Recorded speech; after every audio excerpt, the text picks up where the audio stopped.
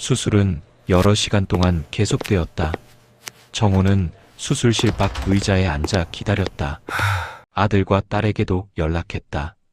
두 자녀는 급히 청송으로 내려왔다. 밤이 깊어갔다. 수술실의 불은 여전히 켜져 있었다. 정호는 한숨도 자지 못하고 기다렸다. 머릿속에는 온갖 생각이 스쳐 지나갔다. 만약 자신이 아내와 함께 콩수학을 했다면 이런 일이 없었을 것이다.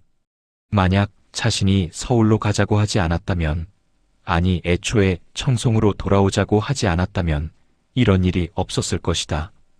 경북 청송은 정호의 고향이다. 가을은 유난히 아름답다.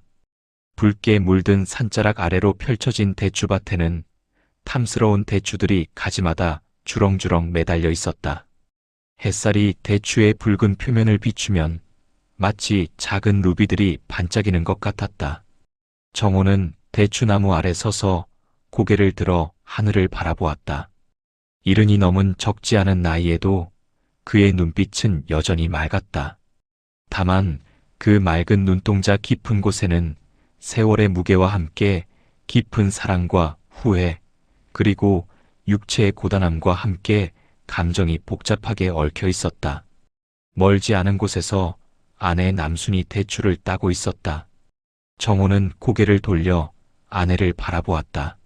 남순은 한 손으로 능숙하게 대추를 따고 있었다. 오른쪽 팔꿈치 아래가 없는 그녀였지만 그 움직임은 누구보다 민첩하고 정확했다. 정호는 아내를 보며 미소 지었다. 그들이 부부의 연을 맺은 지 벌써 40년이 넘는 세월이 흘렀다. 그 긴 시간 동안 얼마나 많은 일들이 있었던가. 기쁨과 슬픔, 웃음과 눈물, 희망과 절망이 교차했던 긴 여정이었다. 인생은 목표가 아니라 여정이다. 정호는 다시 한번 대추밭을 둘러보았다. 이곳은 원래 사과밭이었다.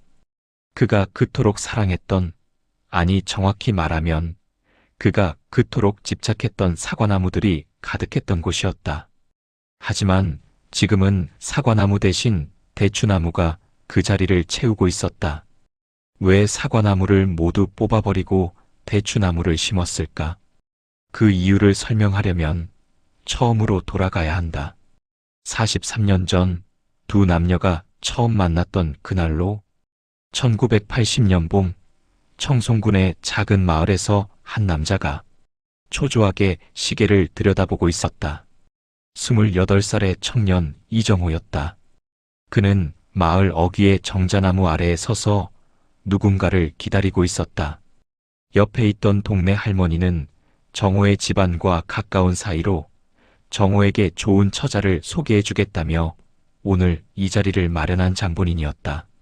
할머니는 정호에게 앉아서 기다리라고 권했지만 정호는 긴장된 마음에 가만히 앉아 있을 수가 없었다. 28이라는 나이는 당시로서는 결혼하기에 조금 늦은 편이었다. 주변 친구들은 이미 대부분 결혼해서 아이를 낳고 있었다. 정호가 결혼이 늦어진 데에는 몇 가지 이유가 있었다. 우선 집안 형편이 그리 넉넉하지 못했다. 아버지가 일찍 돌아가신 후 정호는 어머니와 동생들을 부양해야 했다. 그래서 결혼은 늘 미루어져 왔다.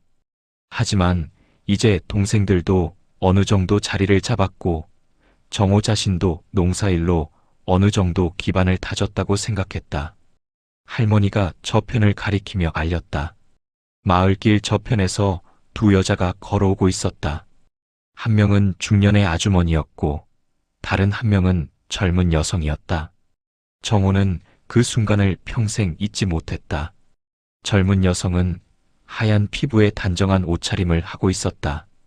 봄바람에 살짝 흔들리는 머리카락, 수줍은 듯 고개를 약간 숙인 모습, 그리고 가끔 올려다보는 눈빛. 정호의 심장이 두근거리기 시작했다. 할머니가 소개했다. 이쪽이 남순이라는 아가씨였다. 정호는 어색하게 고개를 숙여 인사했다. 조남순도 조용히 인사를 받았다. 두 사람은 서로를 제대로 쳐다보지도 못한 채 어색한 침묵 속에 서 있었다. 할머니의 재촉에 두 사람은 마을의 작은 다방으로 향했다. 정호는 앞서 걸으면서도 자꾸만 뒤를 돌아보았다. 남수는 조용히 그의 뒤를 따라왔다. 다방에 앉아 커피를 주문한 후에도 한동안 침묵이 흘렀다. 정호는 무슨 말을 해야 할지 몰라 계속 커피 잔만 바라보았다. 남순도 마찬가지였다. 겨우 입을 연 정호는 어디에 사는지 물었다.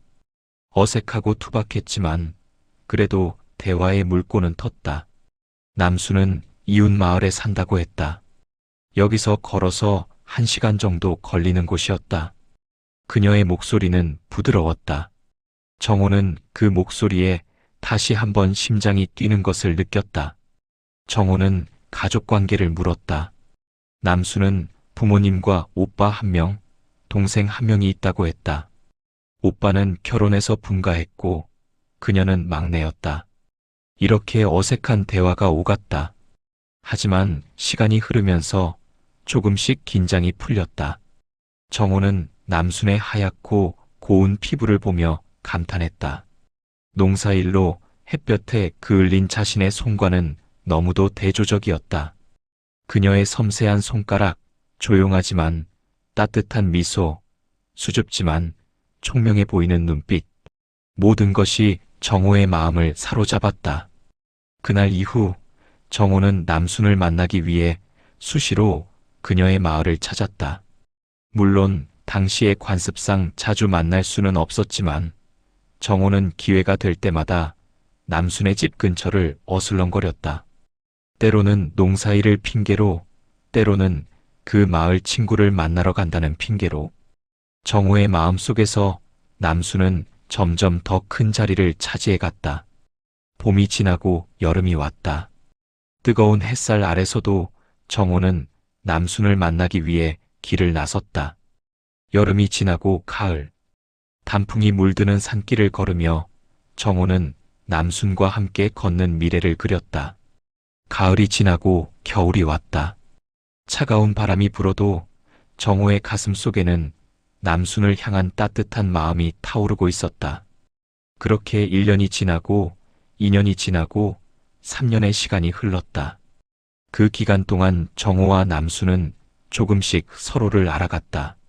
처음의 어색함은 사라지고 서로에 대한 신뢰와 애정이 쌓여갔다. 정호는 남순의 섬세함과 따뜻한 마음씨를 알게 되었고 남순은 정호의 성실함과 책임감을 알게 되었다. 1985년 가을, 정호와 남순은 마침내 결혼식을 올렸다. 당시로서는 꽤 성대한 결혼식이었다. 마을 사람들이 모두 모여 축하해 주었고 정호는 그날 하루 종일 입이 귀에 걸렸다. 드디어 남순이 자신의 아내가 되었다. 3년을 기다린 끝에 이루어진 결실이었다. 신혼 첫날 밤, 정호는 설레는 마음으로 아내를 바라보았다. 그는 세상에서 가장 행복한 사람이라고 생각했다. 자신이 그토록 사랑했던 여인이 이제 평생을 함께할 동반자가 되었다. 하지만 결혼 생활이 시작되면서 정호는 놀라운 사실을 발견했다. 그가 사랑에 빠졌던 남순의 곱고 여성스러운 외모와는 달리 그녀의 성격은 상당히 남자다웠던 것이다. 신혼 초 어느 날 아침이었다. 아직 해가 완전히 뜨지도 않은 새벽, 남순의 목소리에 정호는 깜짝 놀라 일어났다. 남순은 이미 세수를 하고 옷을 갈아입은 상태였다. 정호가 부스스 일어나 밖으로 나가니 남순은 이미 마당을 쓸고 있었다. 그것도 아주 힘차게 정호보다 더 빠른 속도로. 정호가 빗자루를 건네받으려 하자 남순은 고개를 저으며 이건 금방 끝난다고 했다. 대신 정호에게 농기구를 챙겨달라고 했다. 오늘 밭에 나가야 한다면서. 정호는 어리둥절했다. 자신이 생각했던 신혼의 모습과는 많이 달랐다. 그는 아내가 부드럽고 조용히 살림을 하며 자신을 내조할 것이라고 생각했다. 하지만 남순은 그런 이미지와는 거리가 멀었다. 며칠 후 정호가 밭에서 일하고 있을 때였다. 무거운 비료 포대를 옮기느라 힘들어하고 있는데 남순이 다가왔다. 남순은 거침없이 비료 포대를 들어 올렸다. 정호보다 훨씬 작은 체구였지만 그녀의 움직임은 놀라울 정도로 힘차고 능숙했다. 남순은 태연하게 비료 포대를 옮기며 자신의 친정에서 오빠의 농사일을 도울 때 이것보다 무거운 것도 많이 날랐다고 말했다. 정호는 그 모습을 보며 어안이 벙벙했다. 하지만 신기하게도 시간이 지나면서 정호는 아내의 이런 모습에 더욱 매력을 느끼게 되었다. 처음에는 당황스러웠지만 점차 남순의 강인함과 책임감, 그리고 일에 대한 열정이 존경스럽게 느껴졌다.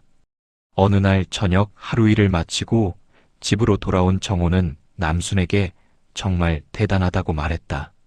자신보다 일을 더 잘하는 것 같다고 했다. 남순은 웃으며 부부가 함께 힘을 합쳐야 잘 살 수 있다고 답했다. 정호는 고개를 끄덕였다. 그렇다. 남순의 말이 맞았다. 그리고 정호는 깨달았다. 자신이 처음에 남순의 외모에 반했다면 지금은 그녀의 성격과 마음씨에 더 깊이 반하고 있다는 것을. 남순의 강인함은 나약함이 아니라 진정한 힘이었다. 그녀의 적극적인 태도는 무례함이 아니라 책임감의 표현이었다. 그녀의 솔직함은 거칠음이 아니라 진심의 발로였다. 그날 밤 정호는 남순의 손을 꼭 잡으며 고맙다고 말했다.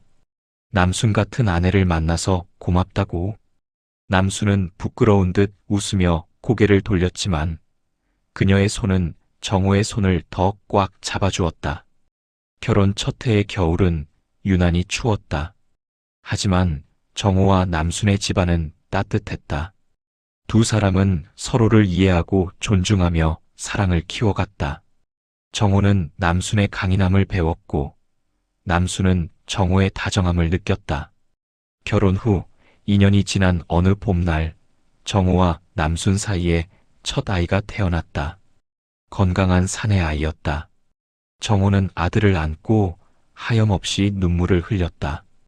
기쁨의 눈물이었다. 자신의 피를 이어받은, 자신의 생명을 이어갈 아들이 태어났다. 남순도 아들을 품에 안고 미소 지었다. 10달을 뱃속에 품었던 아이가 이제 세상에 나왔다. 작고 여린 생명이었지만 그 안에는 무한한 가능성이 담겨 있었다. 정호는 아들에게 큰 기대를 걸었다. 자신이 이루지 못한 꿈을 아들이 이루기를 바랐다. 자신보다 더 나은 삶을 살기를 바랐다. 그래서 정호는 아들이 태어난 순간부터 교육에 대해 고민하기 시작했다. 3년 후 두 번째 아이가 태어났다. 이번에는 딸이었다. 정호는 딸을 안고 또 한 번 눈물을 흘렸다. 아들을 낳았을 때와는 다른 감정이었다. 딸을 보는 순간 정호는 자신이 평생 이 아이를 지켜줘야 한다는 책임감을 느꼈다. 남순은 두 아이를 키우며 더욱 바빠졌다. 농사일과 육아를 병행하는 것은 결코 쉬운 일이 아니었다. 새벽에 일어나 아이들을 돌보고 낮에는 밭에 나가 일하고 저녁에는 다시 아이들을 돌보는 일상이 반복되었다. 하지만 남순은 불평하지 않았다. 오히려 아이들이 건강하게 자라는 모습을 보는 것이 가장 큰 기쁨이었다. 아들이 첫걸음을 뗄 때, 딸이 처음으로 엄마라고 불렀을 때 남순은 모든 고단함을 잊었다. 정호도 아이들에게 헌신적이었다. 낮에는 농사일로 지쳤지만 저녁에는 아이들과 시간을 보냈다. 아들에게 책을 읽어주고 딸을 무릎에 앉혀 노래를 불러주었다. 자녀들에게는 다소 엄격한 아버지였지만 그 안에는 깊은 사랑이 담겨 있었다. 아이들은 무럭무럭 자랐다. 아들은 초등학교에 입학했고 딸도 곧 학교에 갈 나이가 되었다. 정호와 남순은 아이들의 성장을 지켜보며 행복했다. 하지만 동시에 걱정도 커졌다. 청송의 작은 마을에는 국민학교는 있었지만 교육 환경이 그리 좋지 않았다. 학원도 없었고 도서관도 없었다. 아이들이 방과 후에 할 수 있는 것은 마을을 뛰어다니며 노는 것뿐이었다. 처음에 정호와 남수는 이것도 나쁘지 않다고 생각했다. 자연 속에서 뛰어놀며 건강하게 자라는 것도 좋은 교육이라고 생각했다. 하지만 아들이 고학년이 되면서 생각이 바뀌기 시작했다. 아들의 반 친구들 중 몇몇은 도시로 전학을 갔다. 더 나은 교육을 받기 위해서였다. 남아있는 아이들도 점점 줄어들었다. 학교에 한 학년이 한 반밖에 없었고 한 반의 학생 수도 10여 명에 불과했다. 정호는 고민에 빠졌다. 이곳에 남아서 농사를 지으며 살 것인가?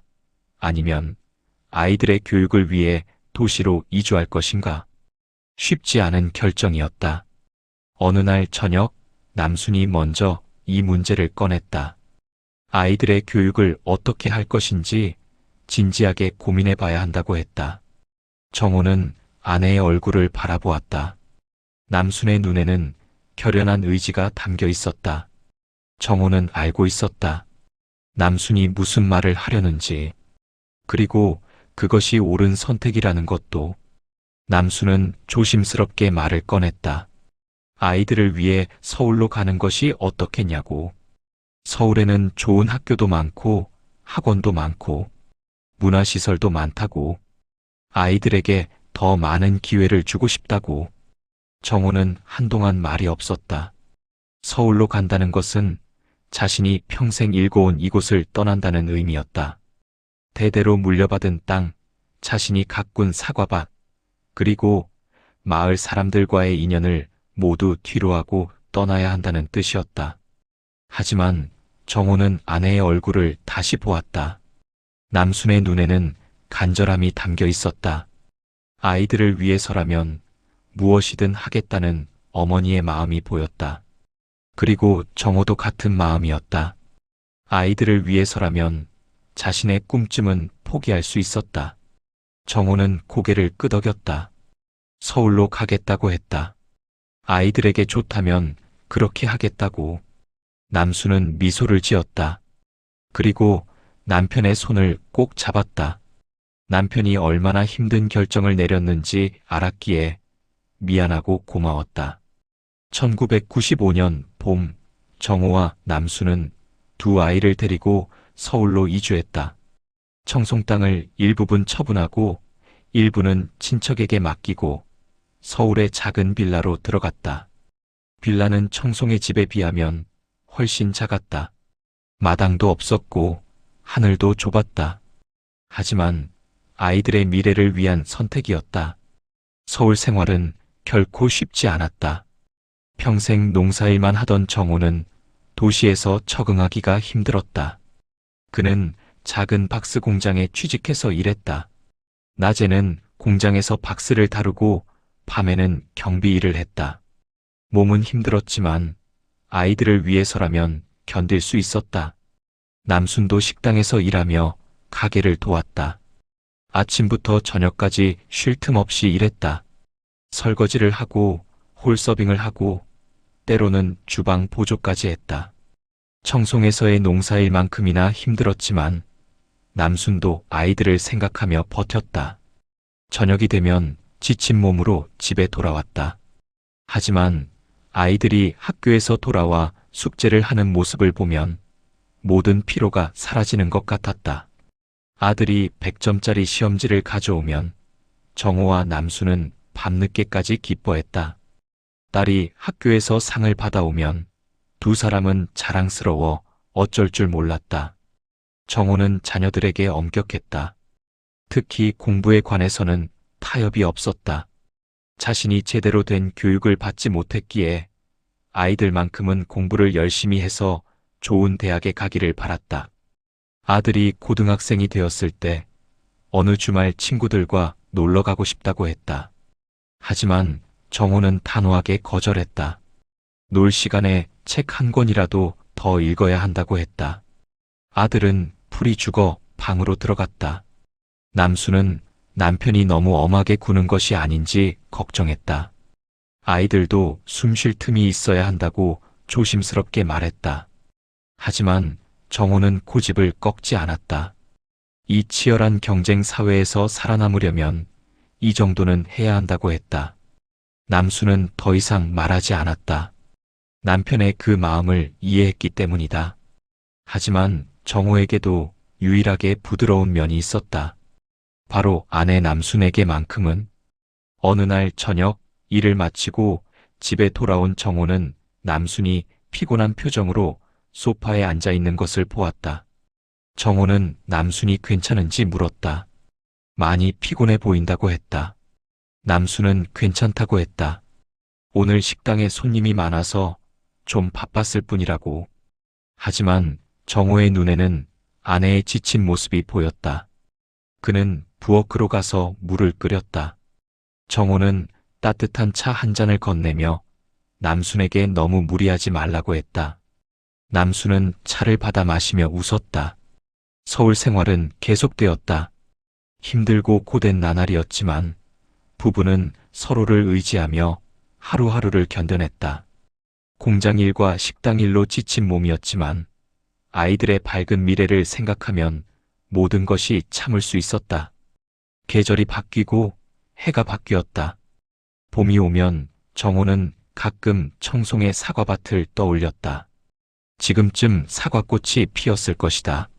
하얗고 아름다운 사과꽃들이 밭을 가득 채웠을 것이다. 하지만 정호는 그리움을 억눌렀다. 지금은 서울에서 아이들을 위해 일해야 할 때였다. 여름이 오면 남수는 친정 어머니가 보고 싶었다. 청송의 시원한 바람과 푸른 산이 그리웠다. 하지만 남순도 그리움을 마음속에 묻었다. 지금은 서울에서 아이들을 뒷받침해야 할 때였다. 가을이 오면 두 사람은 함께 청송을 떠올렸다. 붉게 물든 단풍, 탐스럽게 익은 사과, 고향의 정취. 하지만 그들은 서울에 있었다. 회색빛 건물들 사이에서, 복잡한 거리에서, 바쁜 일상 속에서. 겨울이 오면 정호와 남수는 더욱 분주해졌다. 겨울은 난방비가 많이 들었다. 아이들의 겨울 옷도 사야 했다. 학원비도 내야 했다. 두 사람은 더 많은 일을 했다. 정호는 야간 경비 시간을 늘렸고 남수는 주말에도 식당에 나갔다. 아이들은 부모의 이런 노력을 알았다. 아들은 더 열심히 공부했다. 딸도 학교에서 좋은 성적을 받기 위해 노력했다. 가족 모두가 각자의 자리에서 최선을 다했다. 그렇게 15년이라는 시간이 흘렀다. 2010년 어느 봄날, 정호는 남순에게 조심스럽게 말을 꺼냈다. 이제 청송으로 돌아가는 것이 어떻겠냐고. 남순은 놀란 표정으로 남편을 바라보았다. 갑자기 왜 그런 말을 하는지 물었다. 아직 딸도 대학을 다니고 있는데 말이다. 정호는 천천히 설명했다. 딸아이는 이제 거의 졸업 단계고 혼자서도 충분히 잘할 것이라고. 아들은 이미 취직해서 독립했고, 그리고 자신은 고향이 너무 그립고 아직도 세상에 적응을 못하고 있다고 했다. 정호의 눈에는 간절함이 담겨 있었다. 15년간의 서울 생활 동안 정호는 늘 청송을 그리워했다. 푸른 산과 맑은 공기, 그리고 자신의 손으로 직접 농사를 짓는 삶을, 공장의 기계 소리, 소음, 좁은 빌라, 이 모든 것이 정호에게는 감옥 같았다. 남수는 남편의 얼굴을 오래 바라보았다. 15년 전 자신의 뜻에 따라 서울로 올라와 준 남편. 그 15년 동안 정호가 얼마나 힘들었을지 남수는 잘 알고 있었다. 농사를 사랑하던 남자가 공장에서 일하는 것이 얼마나 괴로웠을지, 넓은 들판을 그리워하던 남자가 좁은 빌라에 갇혀 사는 것이 얼마나 답답했을지. 남수는 고개를 끄덕였다. 돌아가자고 했다. 고향으로. 정호의 얼굴이 환해졌다. 그는 아내를 꼭 껴안았다. 고맙다고, 정말 고맙다고 반복해서 말했다. 2010년 가을, 부부는 다시 청송으로 돌아왔다. 오랜만에 본 고향은 많이 변해 있었다. 마을 사람들도 많이 늙었고 몇몇은 세상을 떠났다. 집들도 달라졌고 도로도 새로 닦였다. 푸른 산과 맑은 하늘, 그리고 정호가 그토록 그리워했던 땅의 향기. 정호는 집에 짐을 풀자마자 밭으로 나갔다. 15년 동안 비워두었던 땅이 조금 있었다. 친척이 관리를 해주기는 했지만 제대로 가꾸지는 못했다. 땅은 거칠어져 있었고 잡초가 무성했다. 교통이 낙후되고 골짜기에 처박혀 있는 땅은 누구의 주목도 받지 못해 매매도 불가능한 땅이었다. 하지만 정호는 개의치 않았다. 그는 무릎을 꿇고 흙을 만졌다. 손가락 사이로 흙이 스며들었다. 정호의 눈에 눈물이 맺혔다. 15년 만에 다시 만지는 고향의 흙이었다. 남수는 그런 남편을 조용히 바라보았다. 그리고 미소 지었다. 남편이 행복해 보였다. 그것만으로도 충분했다. 정호는 곧바로 농사 준비를 시작했다. 15년 동안 비워두었던 땅을 다시 일구고 새로운 묘목을 심었다. 그가 선택한 것은 사과나무였다. 남순이 왜 사과나무를 선택했는지 물었다.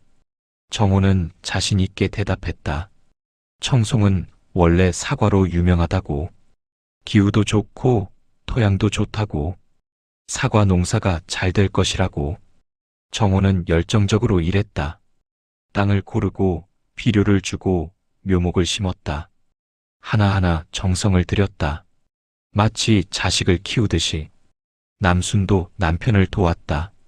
서울에서 식당 일을 하며 단련된 그녀의 체력은 여전히 놀라웠다. 1년이 지나고 2년이 지나고 3년이 지났다. 사과나무는 무럭무럭 자랐다. 그리고 마침내 사과가 열리기 시작했다.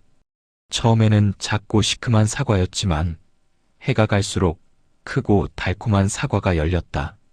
5년째 되는 해 정호의 사과밭에는 탐스러운 사과들이 주렁주렁 매달렸다. 햇살을 받아 반짝이는 사과들을 보며 정호는 뿌듯했다. 15년의 서울 생활을 견디고 다시 고향에 돌아와 5년을 일한 보람이 있었다. 남순도 남편과 함께 사과 농사를 도왔다. 정호보다 나이는 2살 어렸지만 일하는 모습은 더 힘차 보였다. 정호가 걱정스럽게 좀 쉬면서 하라고 하면 남순은 늘 괜찮다고 대답했다. 이 정도는 아무것도 아니라고. 그렇게 부부는 다시 청송에서의 삶에 적응해 갔다. 아침 일찍 일어나 사과밭으로 나가고 해질 무렵 집으로 돌아오는 평화로운 일상. 정호는 행복했다. 오랫동안 꿈꾸던 삶이었다. 자신이 사랑하는 땅에서 자신이 사랑하는 아내와 함께 자신이 사랑하는 일을 하며 사는 것. 저녁이면 두 사람은 마루에 앉아 차를 마셨다. 산 너머로 해가 지는 모습을 바라보며 하루의 피로를 풀었다. 때로는 말없이, 때로는 작은 대화를 나누며 서울에서는 누릴 수 없었던 여유였다. 정호는 가끔 남순에게 물었다. 서울 생활이 그립지 않냐고. 남순은 고개를 저었다. 전혀 그립지 않다고. 여기가 더 좋다고. 정호는 미소 지었다. 그리고 아내의 손을 꼭 잡았다. 2020년 가을, 사과 수확이 한창이던 어느 날이었다. 정호는 아침부터 사과밭에 나가 있었다. 올해는 사과가 유난히 많이 열렸다. 기쁜 일이었지만 그만큼 일손도 많이 필요했다. 남수는 집 근처의 작은 밭에서 콩을 수확하고 있었다. 작년에 심은 콩이 잘 자라 풍성한 수확을 앞두고 있었다. 남수는 오전 내내 콩을 따서 자루에 담았다. 점심때가 되자 자루가 여러 개 쌓였다. 점심을 먹고 난 후 남수는 타작기를 준비했다. 타작기는 콩깍지에서 콩알을 분리해내는 기계였다. 빠르게 회전하는 날이 콩깍지를 때리면 콩알이 튀어나오는 방식이었다. 남수는 타작기의 전원을 켰다. 기계가 윙윙거리며 돌아가기 시작했다. 남수는 콩을 한 움큼 집어 타작기에 넣었다. 콩알들이 튀어나왔다. 능숙한 손놀림이었다. 남수는 이런 일을 수없이 해왔다. 청송에서 자랄 때부터, 결혼한 후에도, 서울에서 돌아온 후에도. 하지만 그날은 달랐다. 아마도 너무 익숙한 작업이었기에 방심했던 것일까? 아니면 그날따라 피곤해서 집중력이 떨어졌던 것일까? 정확한 이유는 알 수 없었다. 사고는 순식간에 일어났다. 콩을 타작기에 넣던 남순의 오른손이 미끄러졌다. 순간 균형을 잃은 그녀의 손이 기계 안쪽으로 빨려 들어갔다. 타작기의 날카로운 회전날이 그녀의 손을 순식간에 감아들였다. 비명소리가 고요한 오후를 찢었다. 남수는 황급히 손을 빼려고 했지만 이미 늦었다. 타작기는 무자비하게 그녀의 팔을 끌어당겼다. 뼈가 부서지는 소리, 살이 찢어지는 느낌, 그리고 말로 표현할 수 없는 고통. 근처에서 일하던 이웃 사람들이 비명소리를 듣고 달려왔다. 그는 황급히 타작기의 전원을 끊었다. 기계가 멈췄다. 하지만 남순의 오른쪽 팔은 이미 심하게 손상된 상태였다. 이웃 사람은 급히 구급차를 불렀다. 그리고 사과밭에 있던 정호에게도 연락했다. 정호는 황급히 달려왔다. 아내가 쓰러져 있는 모습을 본 순간 정호의 머릿속이 하얘졌다. 남순의 오른쪽 팔은 피범벅이었다. 팔꿈치 아래 부분이 심하게 손상되어 뼈가 보였다. 남순은 고통으로 신음하고 있었다. 정호는 아내의 손을 꼭 잡았다. 아무 말도 할 수 없었다. 다만 아내의 이름을 계속 불렀다. 구급차가 도착했고 응급요원들이 남순을 들것에 올렸다. 정호도 함께 구급차에 탔다. 구급차는 사이렌을 울리며 병원으로 향했다. 병원에 도착한 남순은 곧바로 응급실로 옮겨졌다. 의사들이 달려들어 응급처치를 했다. 정호는 응급실 밖에서 초조하게 기다렸다. 시간이 얼마나 지났는지 알 수 없었다. 1분이 1시간 같았고 1시간이 1분 같았다. 마침내 의사가 나왔다. 의사의 표정은 무거웠다. 정호는 가슴이 철렁 내려앉았다. 의사는 천천히 설명했다. 남순의 오른쪽 팔 손상이 매우 심각하다고. 팔꿈치 아래 부분의 뼈와 근육, 신경이 모두 손상되었다고. 최선을 다해 치료하겠지만 팔을 살릴 수 있을지는 장담할 수 없다고. 정호는 고개를 끄덕였다. 말이 나오지 않았다. 목이 메었다. 수술은 여러 시간 동안 계속되었다. 정호는 수술실 밖 의자에 앉아 기다렸다. 아들과 딸에게도 연락했다. 두 자녀는 급히 청송으로 내려왔다. 밤이 깊어갔다. 수술실의 불은 여전히 켜져 있었다. 정호는 한숨도 자지 못하고 기다렸다. 머릿속에는 온갖 생각이 스쳐 지나갔다. 만약 자신이 아내와 함께 콩수확을 했다면 이런 일이 없었을 것이다. 만약 자신이 서울로 가자고 하지 않았다면, 아니 애초에 청송으로 돌아오자고 하지 않았다면 이런 일이 없었을 것이다. 자책감이 밀려왔다. 모든 것이 자신의 잘못 같았다. 자신의 욕심 때문에 아내가 다쳤다. 자신의 이기심 때문에 아내가 고통받고 있다. 새벽녘이 되어서야 수술이 끝났다. 의사가 나왔다. 피곤한 표정이다. 의사는 정호를 보며 고개를 저었다. 팔을 살릴 수 없었다고 했다. 손상이 너무 심해서 절단할 수밖에 없었다고. 팔꿈치 아래 부분을 절단했다고. 죄송하다고. 정호는 그 자리에 주저앉았다. 눈물이 쏟아졌다. 아들과 딸이 아버지를 부축했다. 하지만 정호는 계속 울었다. 자신의 아내가, 평생을 함께한 동반자가 자신의 무능력 때문에 팔을 잃었다. 남수는 수술 후 며칠 동안 중환자실에 있었다. 의식은 있었지만 고통으로 신음했다. 진통제를 투여했지만 환상통 때문에 계속 고통스러워했다. 환상통은 잃어버린 신체 부위가 아직도 있는 것처럼 느껴지며 통증을 느끼는 현상이다. 정호는 중환자실 밖에서 계속 기다렸다. 면회 시간이 되면 들어가서 아내의 손을 잡았다. 남수는 약에 취해 반쯤 의식이 흐린 상태였지만 정호의 손을 느끼는 것 같았다. 일주일 후 남수는 일반 병실로 옮겨졌다. 의식도 많이 돌아왔다. 하지만 오른쪽 팔이 없다는 현실을 직면하면서 남수는 깊은 절망에 빠졌다. 남수는 자신의 오른쪽을 보았다. 팔꿈치 아래가 없었다. 다시 보아도 확실히 팔꿈치 아래가 없었다. 평생을 함께했던 오른손이 사라졌다. 밥을 먹을 때 사용하던 손, 빨래를 할 때 사용하던 손, 농사일을 할 때 사용하던 손, 남편과 손을 잡을 때 사용하던 손. 남수는 울지 않으려 했다. 하지만 눈물이 저절로 흘렀다. 정호는 아내의 곁에 앉아 손을 잡아주었다. 남은 왼손을 꼭 잡아주었다. 그리고 계속 미안하다고 말했다.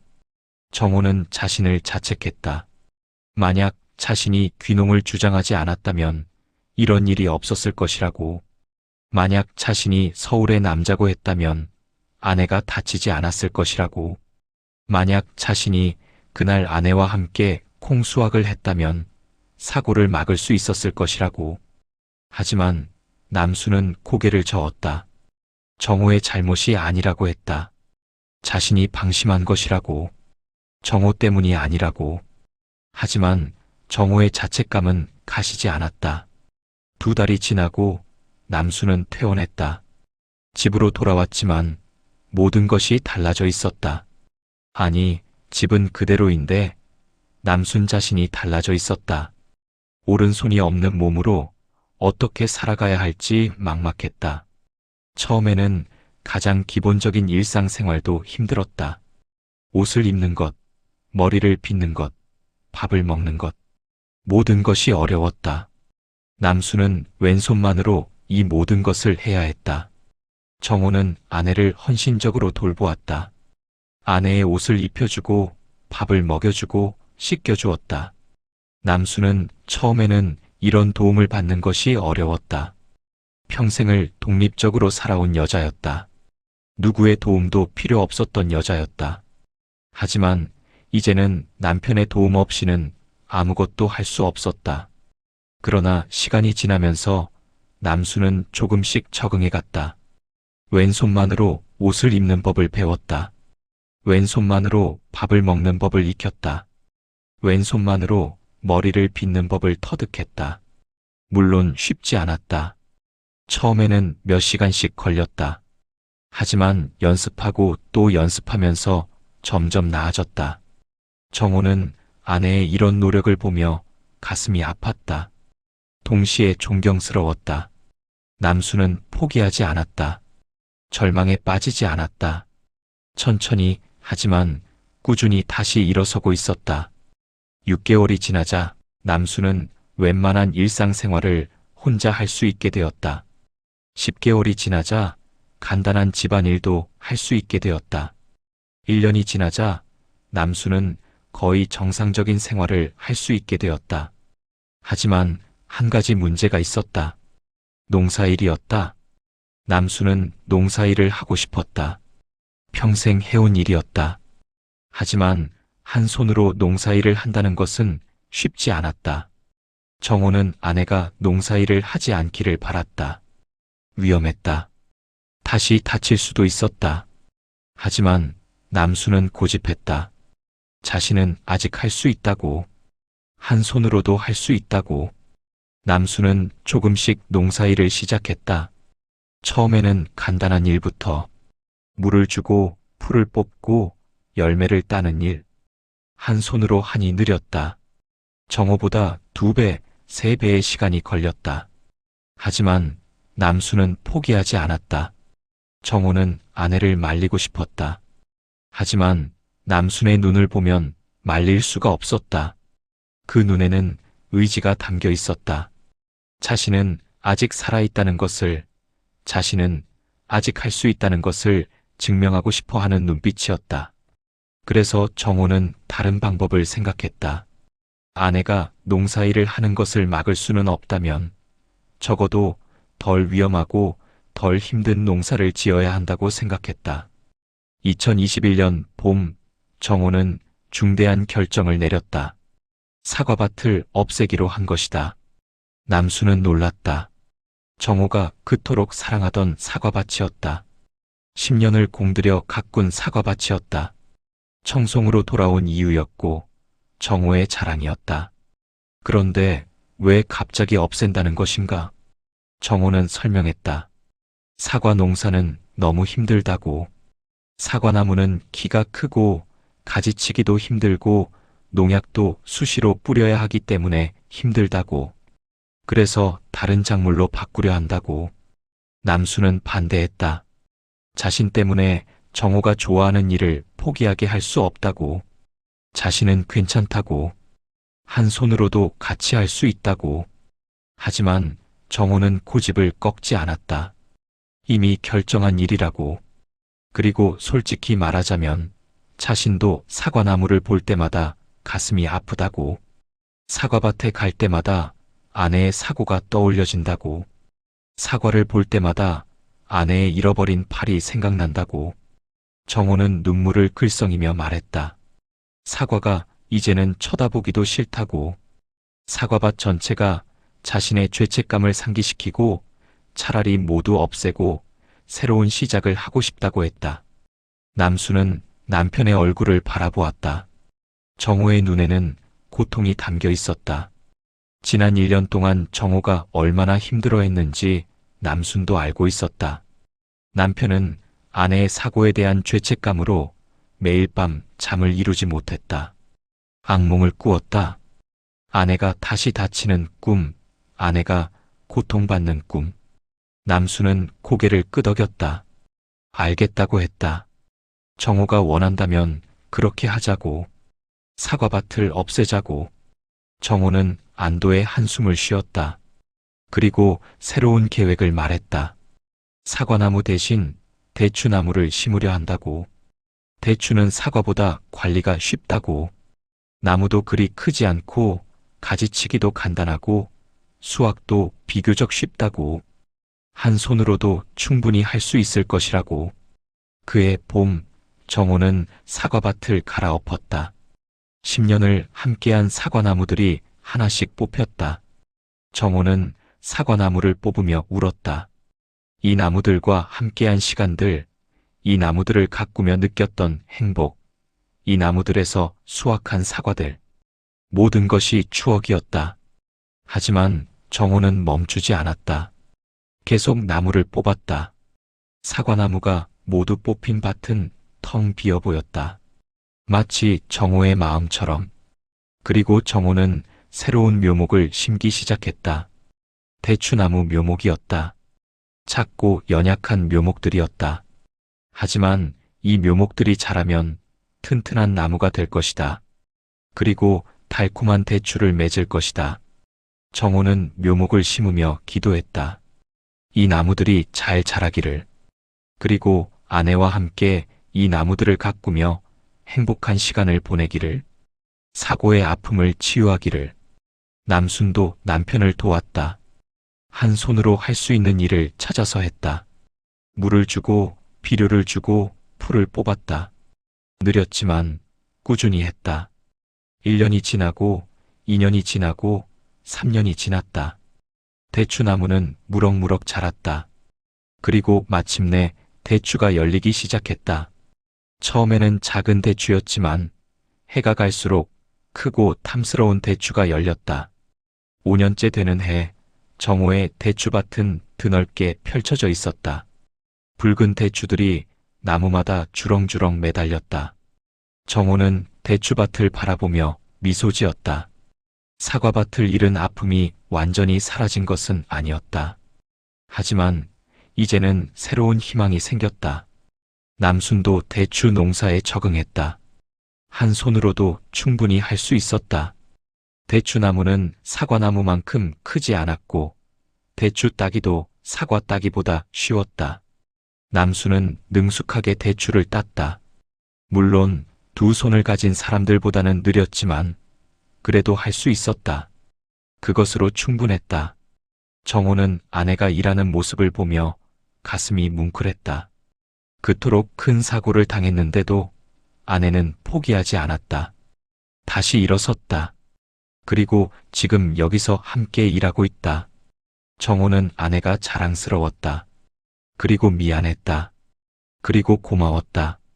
저녁이면 두 사람은 여전히 마루에 앉아 차를 마셨다. 대추밭 너머로 해가 지는 모습을 바라보며 하루의 피로를 풀었다. 정호는 가끔 남순의 왼손을 잡았다. 그리고 꼭 쥐었다. 말없이 오랫동안. 남순도 남편의 손을 꼭 잡았다. 두 사람은 그렇게 앉아 있었다. 노을을 바라보며 손을 잡고 말없이. 그것만으로도 충분했다. 그것만으로도 행복했다. 2025년 가을, 대추 수확 시기가 다가왔다. 정호와 남순의 대추밭에는 올해도 탐스러운 대추들이 주렁주렁 열렸다. 부부는 수확 준비를 시작했다. 하지만 이번에는 혼자가 아니었다. 큰아들 내외와 딸 그리고 사위까지 모두 청송으로 내려왔다. 부모님의 대추 수확을 돕기 위해서였다. 큰아들은 서울에서 회사를 다니고 있었다. 결혼한 지 5년이 되었고 어린 아이가 하나 있었다. 딸도 결혼해서 대전에 살고 있다. 두 자녀 모두 각자의 삶을 살고 있었지만 부모님이 농사일로 힘들어하는 것을 알고 있었다. 특히 어머니 남순이 한 손으로 농사일을 하는 것을 볼 때마다 자녀들의 마음은 아팠다. 5년 전 사고 소식을 듣고 급히 내려왔을 때의 그 충격을 아직도 잊을 수 없었다. 수술실에서 나온 어머니의 모습, 팔꿈치 아래가 없는 모습을 보았을 때의 그 충격. 큰아들은 그때 부모님께 서울로 올라오시라고 했다. 자신이 모시겠다고 했다. 더 이상 농사일을 하지 말고 편하게 쉬시라고 했다.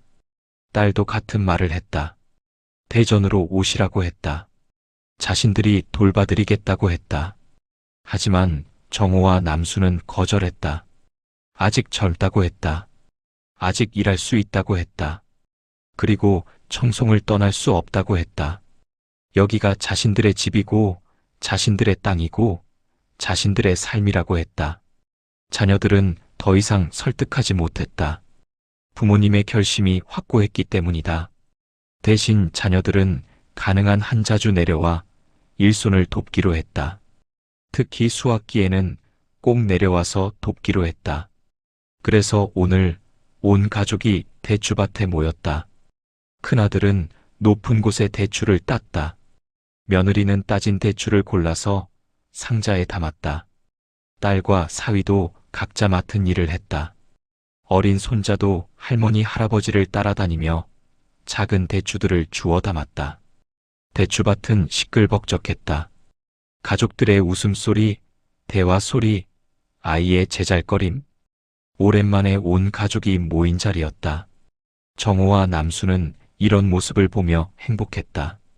자녀들이 건강하게 자라 각자의 가정을 꾸리고 이렇게 부모를 찾아와 주는 것만으로도 감사했다. 하지만 자녀들의 마음은 복잡했다. 기쁘기도 하고 걱정되기도 했다. 아버지 정호는 이제 70이 넘었다. 어머니 남순도 거의 70이었다. 그 나이에 농사일을 한다는 것이 얼마나 힘든지 자녀들은 알고 있었다. 특히 어머니가 한 손으로 일하는 모습을 볼 때마다 가슴이 아팠다. 남순은 누구보다 열심히 일했다. 한 손이지만 포기하지 않고 계속 일했다. 대추를 따고 정리하고 상자에 담았다. 느렸지만 꾸준히 했다. 점심시간이 되자 모두 그늘 아래 모여 앉았다. 남순이 준비한 도시락을 먹으며 잠시 휴식을 취했다. 큰아들은 아버지에게 조심스럽게 말을 꺼냈다.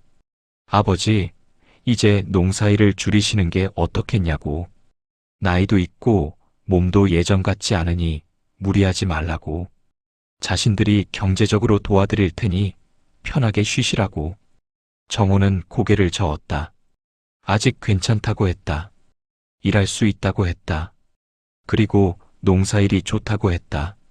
흙을 만지고 나무를 가꾸고 수확하는 것이 즐겁다고 했다.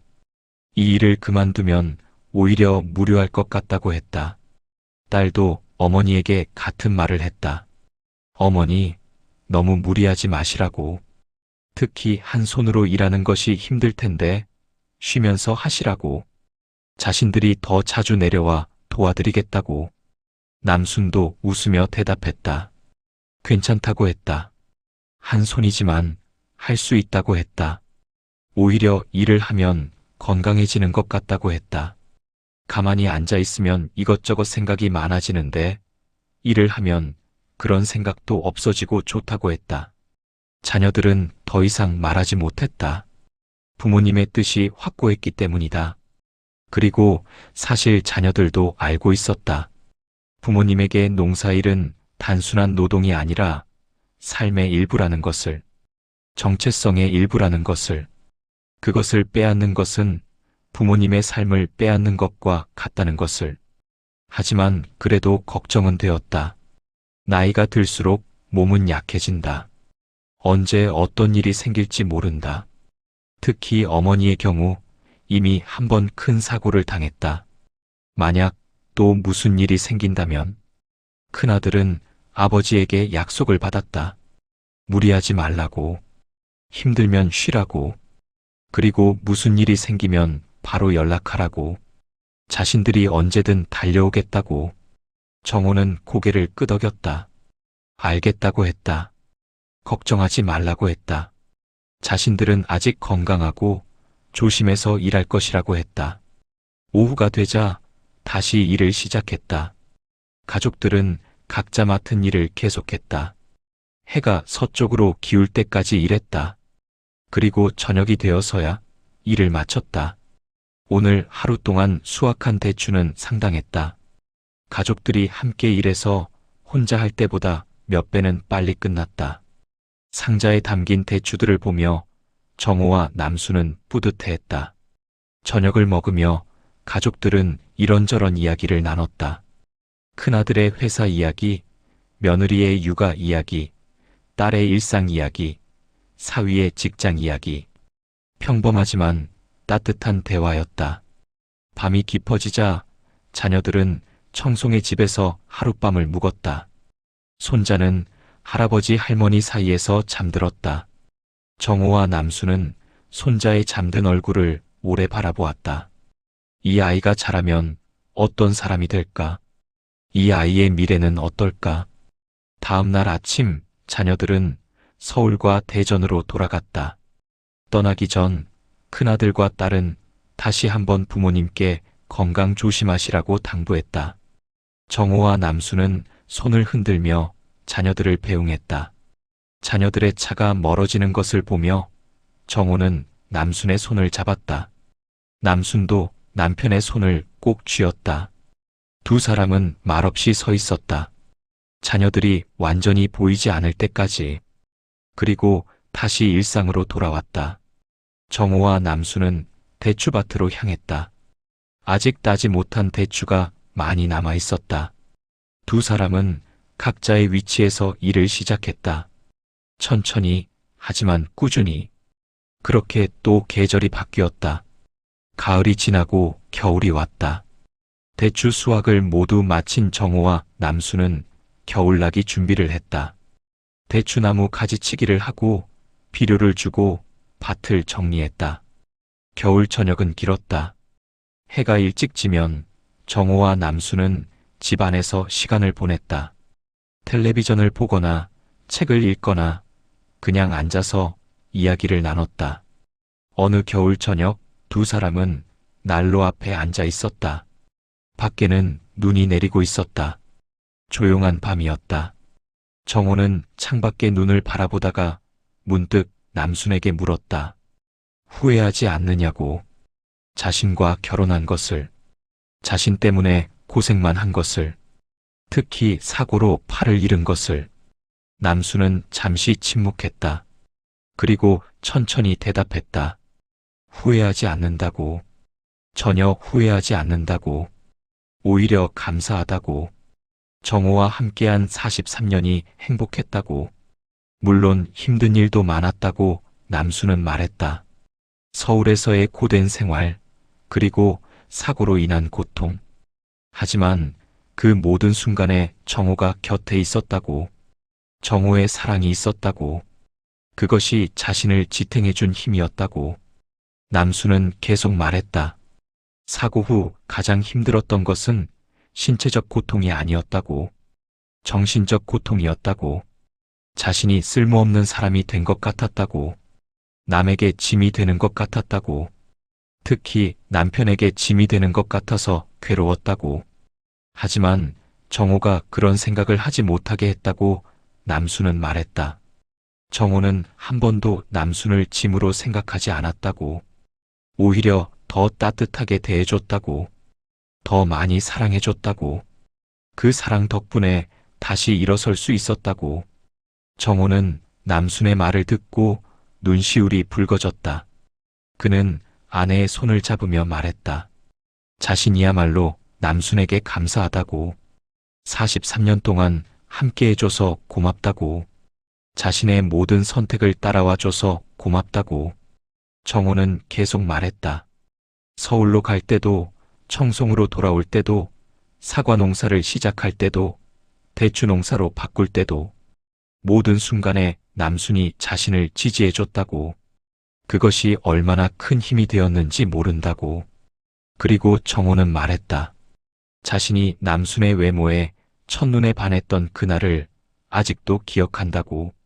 하얗고 고운 얼굴, 수줍은 미소. 그 모습이 아직도 선명하다고. 하지만 결혼 후 발견한 남순의 강인한 성격에 더 깊이 반했다고. 그리고 지금은 남순의 모든 것을 사랑한다고. 남순은 남편의 말을 듣고 울었다. 행복의 눈물이었다. 43년을 함께한 남편이 아직도 자신을 사랑한다는 것이 믿기지 않았다. 그리고 감사했다. 두 사람은 손을 꼭 잡고 앉아 있었다. 밖에는 여전히 눈이 내리고 있었다. 하얀 눈이 세상을 덮어가고 있었다. 마치 모든 것을 새롭게 만드는 것처럼. 정호는 창밖을 바라보며 생각했다.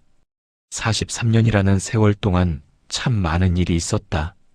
기쁜 일, 슬픈 일, 행복한 일, 고통스러운 일. 하지만 모든 순간에 남순이 함께 있었다.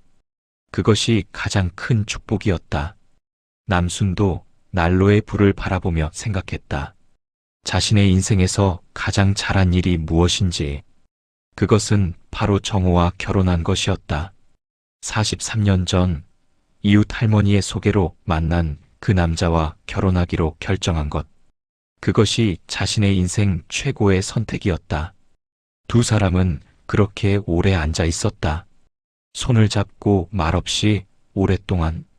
그것만으로도 충분했다. 서로가 있다는 것만으로도 충분했다. 계절은 다시 바뀌어 봄이 왔다. 대추나무에 새싹이 돋았다. 정호와 남순은 또다시 1년의 농사를 준비했다. 밭을 갈고 비료를 주고 가지를 정리했다. 이제 정호는 나이가 들면서 몸은 예전 같지 않았다. 아침에 일어날 때 여기저기가 쑤셨다. 하루 일을 마치면 녹초가 되었다. 하지만 두 사람은 멈추지 않았다. 할 수 있는 만큼 천천히 하지만 꾸준히 일했다. 봄이 지나고 여름이 왔다. 대추나무에 꽃이 피었다. 작고 연한 노란색 꽃이었다. 정호와 남순은 꽃을 보며 미소 지었다. 이 꽃들이 가을이 되면 탐스러운 대추가 될 것이다. 여름 내내 두 사람은 대추나무를 정성껏 돌봤다. 물을 주고 벌레를 잡고 가지를 정리했다. 뜨거운 햇살 아래서도 멈추지 않았다. 물론 예전처럼 하루 종일 일하지는 못했다. 자주 쉬었다. 그늘에 앉아 물을 마시고 숨을 고르고 다시 일어서서 일했다. 정호는 아내가 일하는 모습을 가끔 바라보았다. 한 손으로 일하는 모습이 이제는 자연스러웠다. 하지만 정호의 가슴 속에는 여전히 미안함과 고마움이 함께 있었다. 자신 때문에 아내가 팔을 잃었다는 미안함? 그런데도 포기하지 않고 함께 일해주는 아내에 대한 고마움? 손자는 이제 5살이었다. 할아버지 할머니를 보자마자 달려와 안겼다. 정호는 손자를 안아 올리며 웃었다. 남순도 손자의 머리를 쓰다듬으며 미소 지었다. 가족들은 대추밭으로 향했다. 그리고 각자 맡은 일을 시작했다. 큰아들은 높은 곳의 대추를, 며느리는 상자에 담는 일을, 딸과 사위는 중간 높이의 대추를 땄다. 손자는 할머니 곁에서 작은 바구니에 대추를 담으며 도왔다. 대추밭은 또다시 시끌벅적했다. 웃음소리, 대화소리, 아이의 제잘거림. 정호와 남수는 이런 소리를 들으며 행복했다. 자녀들이 건강하고 손자가 무럭무럭 자라고 온 가족이 함께 모여 일하는 이 순간이 얼마나 소중한지. 점심시간 모두 그늘 아래 모여 앉았다. 남순이 준비한 음식을 먹으며 이야기를 나눴다. 큰아들은 올해도 아버지께 같은 말을 했다. 이제 농사일을 줄이시라고, 너무 무리하지 마시라고. 하지만 정호의 대답도 같았다. 아직 괜찮다고, 일할 수 있다고, 그리고 이 일이 좋다고. 딸도 어머니께 걱정스러운 마음을 전했다. 한 손으로 일하는 것이 힘들지 않으냐고, 쉬면서 하시라고. 남수는 웃으며 대답했다. 괜찮다고, 익숙해졌다고, 오히려 일을 하면 건강해지는 것 같다고. 자녀들은 더 이상 말하지 않았다. 부모님의 뜻을 알았기 때문이다. 대신 더 자주 내려와 돕겠다고 약속했다. 정호와 남수는 고맙다고 했다. 오후가 되자 다시 일을 시작했다. 해가 기울 때까지 일했다. 그리고 저녁이 되어서야 일을 마쳤다. 오늘도 많은 대추를 수확했다. 저녁 식사 후 손자는 할아버지에게 물었다. 할아버지는 왜 대추 농사를 짓느냐고. 정호는 손자를 무릎에 앉히고 대답했다. 할아버지는 땅을 사랑하기 때문이라고. 흙을 만지고 나무를 가꾸고 열매를 수확하는 것이 좋기 때문이라고. 그리고 할머니와 함께 일하는 것이 행복하기 때문이라고. 손자는 고개를 갸우뚱하며 물었다. 할머니는 손이 하나밖에 없는데 힘들지 않으냐고. 순진무구한 질문이었다. 어른들은 잠시 침묵했다. 정호는 손자의 머리를 쓰다듬으며 말했다. 할머니는 비록 손이 하나지만 누구보다 강한 분이라고. 포기하지 않고 열심히 일하시는 훌륭한 분이라고. 그래서 할아버지는 할머니를 존경하고 사랑한다고. 남수는 그 말을 듣고 눈시울이 붉어졌다. 손자를 보며 웃었다. 그리고 말했다. 할머니는 괜찮다고. 한 손이지만 충분히 일할 수 있다고. 그리고 할아버지가 항상 옆에서 도와주신다고. 손자는 고개를 끄덕였다. 그리고 말했다. 자기가 크면 할아버지 할머니를 도와드리겠다고. 대추 농사를 함께 짓겠다고. 어른들은 모두 웃었다. 따뜻한 웃음이었다. 밤이 깊어지자 손자는 잠이 들었다. 정호와 남순 사이에서 편안하게 잠든 손자의 모습을 보며 두 사람은 미래를 생각했다. 이 아이가 자라면 어떤 삶을 살까?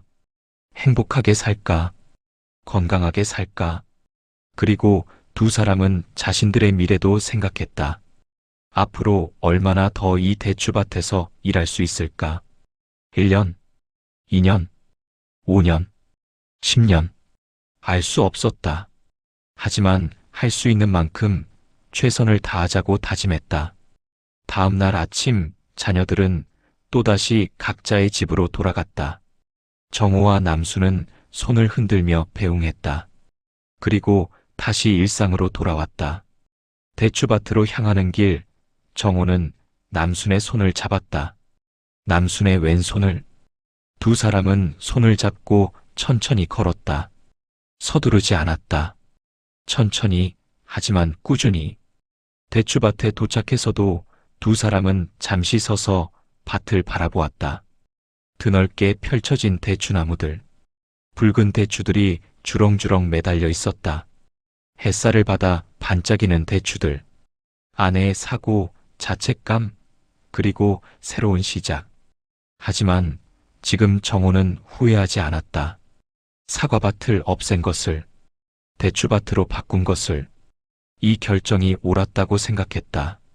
대추는 아내가 한 손으로도 충분히 관리할 수 있는 작물이었다. 그리고 대추밭에서 보낸 지난 5년은 행복했다. 남순도 대추밭을 바라보며 생각했다. 5년 전 사고 직후에 그 절망을 떠올렸다. 오른손을 잃었을 때의 충격. 앞으로 어떻게 살아야 할지 막막했던 그때. 하지만 남편의 헌신적인 사랑과 지지 덕분에 다시 일어설 수 있었다. 정호는 서쪽 하늘을 바라보았다. 노을이 지고 있었다. 붉고 아름다운 노을이었다. 산 너머로 해가 천천히 지고 있었다. 하루가 끝나가고 있었다. 남순도 같은 하늘을 바라보았다. 그리고 생각했다. 인생도 이와 같다고. 아침이 있고, 낮이 있고, 저녁이 있다. 그리고 밤이 온다. 자신들의 인생도 이제 저녁 무렵이었다. 해가 지고 있었다. 하지만 그것이 슬픈 것만은 아니었다. 하루를 마무리하는 노을은 아침 햇살만큼이나, 아니, 어쩌면 그보다 더 아름다웠다. 인생의 황혼도 그러했다. 젊은 시절만큼이나, 아니, 어쩌면 그보다 더 의미 있고 아름다웠다. 정호는 아내의 손을 잡았다. 남순의 왼손을. 그리고 꼭 쥐었다. 남순도 남편의 손을 꼭 잡았다. 두 사람은 그렇게 앉아 노을을 바라보았다. 말없이 오랫동안. 바람이 불었다. 가을 바람이었다. 시원하고 부드러운 바람. 대추나무 잎이 바람에 흔들렸다. 대추들도 살랑살랑 흔들렸다. 마치 노래하는 것 같았다. 정호는 목표 없는 인생을 살았다고 생각했다. 큰 성공도 없었고 많은 재산도 없으며 높은 명예와는 거리다 멀다. 아내와 손을 잡고 자신이 가꾼 밭을 바라보며 노을을 감상하는 이 순간을 위해 달려온 것이다. 남순도 생각에 잠겼다. 만족이 무엇일까? 완벽한 몸? 편안한 삶? 걱정 없는 나날? 아니었다. 적어도 자신에게는 아니었다. 만족은 바로 이 순간이었다. 남편과 함께 있고, 아직 일할 수 있고, 가족들이 건강한 이 순간? 이것이 만족이었다. 해가 완전히 졌다. 하늘이 어두워지기 시작했다. 첫 별이 하나 둘 나타났다. 정호와 남수는 자리에서 일어났다. 집으로 돌아갈 시간이었다. 두 사람은 손을 잡고 천천히 집으로 향했다. 대추밭을 지나 작은 오솔길을 따라 집까지. 그 길을 두 사람은 수없이 걸었다. 앞으로도 남은 시간을 알 수 없지만 수없이 걸을 것이다. 할 수 있는 한. 집에 도착해서도 두 사람의 하루는 끝나지 않았다. 저녁을 준비하고 함께 먹고 설거지를 하고 내일을 준비했다. 평범한 일상이었다. 하지만 그 평범함 속에 사랑이 있었다. 배려가 있었다. 감사가 있었다. 밤이 깊어졌다. 정호와 남수는 침대에 누웠다. 하루의 피로가 몰려왔다. 몸은 피곤했지만 마음은 편안했다. 오늘도 무사히 하루를 마쳤다. 내일도 이렇게 하루를 시작할 것이다. 두 사람은 손을 잡은 채 잠들었다. 인생은 긴 여정이다. 목표 없이 하루하루 바쁘게 살아온 그는 이제 남은 여정을 다시 채우며 살아갈 것이다.